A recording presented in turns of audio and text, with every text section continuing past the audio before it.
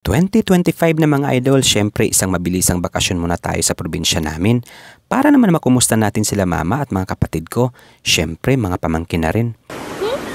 Tingnan nyo naman yung pormahan natin mga idol, parang Alden Richards lang.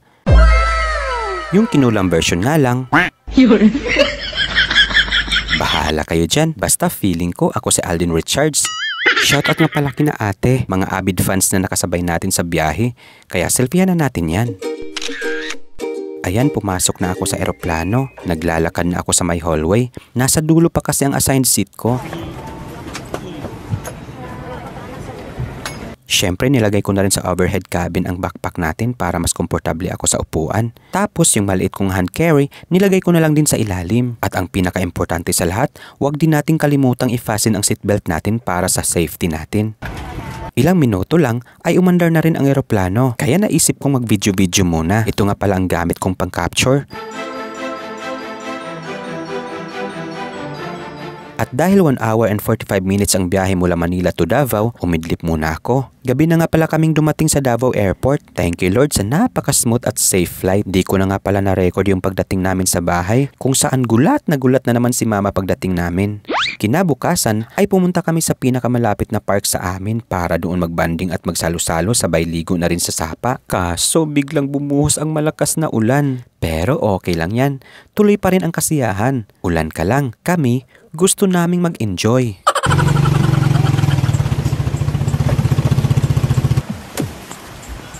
Buti na lang puro mga luto na ang mga pagkain na dala namin, kaya ready to eat na lahat. Tamang-tama, lunchtime na. Kaya inumpisahan na namin ang aming simpleng salo-salo habang malakas naman ang ulan sa paligid.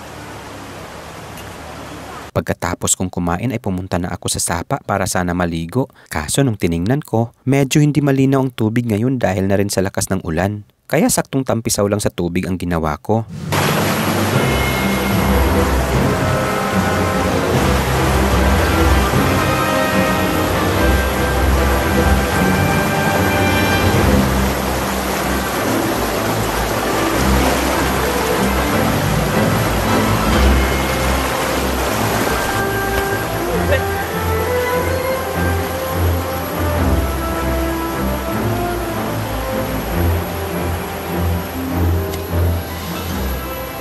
Namangha na rin ako sa lugar dahil sa mga Bible verses na nakasulat sa mga malalaking bato. Kaya nga pala siya tinawag na Scripture Spark.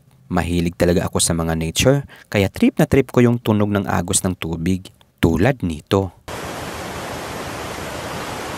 At dahil hindi ako nakaligo, nag-ikot-ikot na lang din ako sa lugar. Sana walang ahas dito. Huh?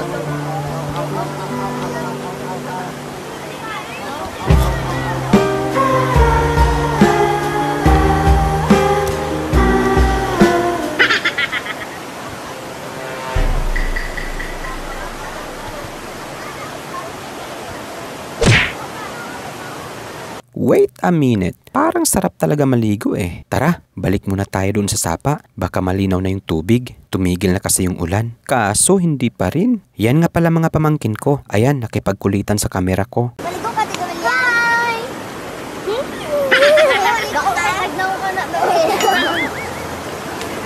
Ayun na tayo. Maya-maya pa ay umuwi na rin kami. Para sa bahay na lang namin ituloy ang kainan sa mga tirang pagkain habang nagkukwentuhan. The end!